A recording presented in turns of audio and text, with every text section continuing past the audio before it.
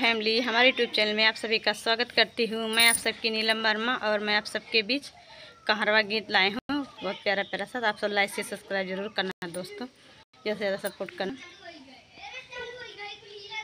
बरस काली बदारिया चुआत बखरी, बरस काली बदारिया चुआत बखरी, बरस काली बदारिया चुआत बखरी।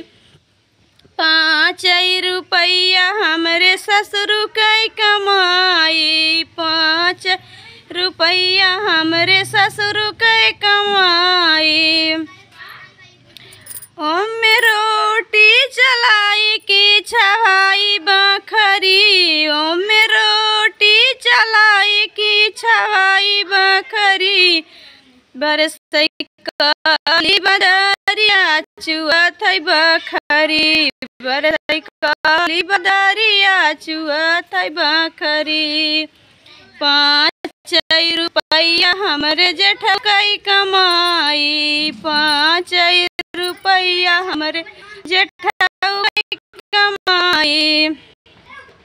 ओमे खर्चा चलाई की छवाई बखरी, ओमे खर्चा चलाई की छवाई बखरी।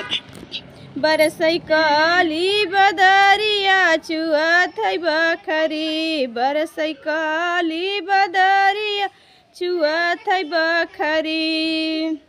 5 रुपया हमरे देवरू कई कमाई, 5 रुपया हमर देवरू कई कमाई।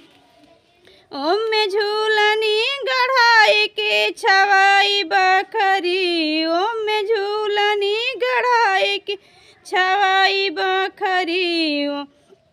बरस काली बदरिया चुआत बखरी, बरस काली बदरिया चुआत बखरी। 5 रुपया हमरे बलमा कई कमाई, 5 रुपया हमरे बलमा कई कमाई। ओमे लाड़ी का पढ़ाई की चला बनाई बखरी, ओमे लाड़ी का पढ़ाई की छाई बखरी। काली बदरिया चुआत बखरी, बरस काली बदरिया चुआत बखरी। तो दोस्तों कैसा लगा हमारा गीत?